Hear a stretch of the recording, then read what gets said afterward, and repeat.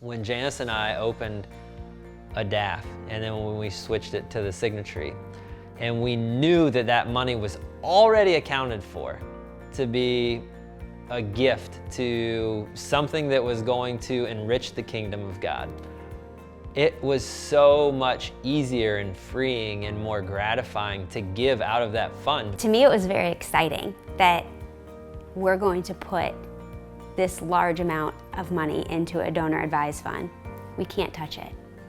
It's no longer ours. And the simplicity that, thankfully, this Signatry makes of getting online, typing in who you want to send it to, and it's done. It's not ours. We don't deserve it. We worked for it. Yeah, we earned it, but God allowed it.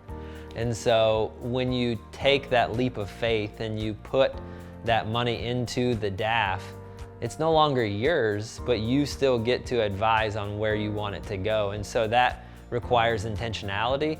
Then being introduced to the Signatry and saying, we only give to Christian ministries, that there is a vetting process that goes through, and you don't have to worry what your what your children's generation or their children, what the decisions are, that it's going to be vetted through our system, and it will be a faith-based ministry that it's given to. Then knowing within the DAF that if there is something that happens to Aric and I, that if our kids don't know where those funds should go, they can look back at what is our history, who have we given to in the past. Instead of, oh, well, I'll give to you, and I'll give to you, and I'll give to you, or I'll give this big donation, it was really about how do we structure it, and how do we be more methodical about our giving, how do we grow our giving.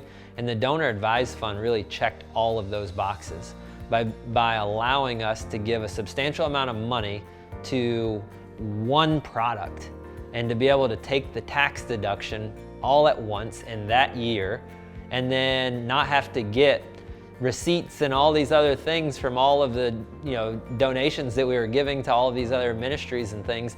We can just give it to one fund, take the tax write-off, and then through that fund be able to advise where we want the donations to go. Hopefully it continues to grow, that even when Aric and I have passed, our children can give out of that, or that they can continue to donate to the Donor Advised Fund.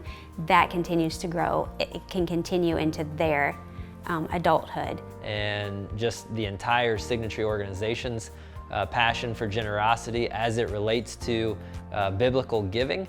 I just fell in love with the Signatry because of that, and wanted to make sure that that I was putting my money where my mouth was.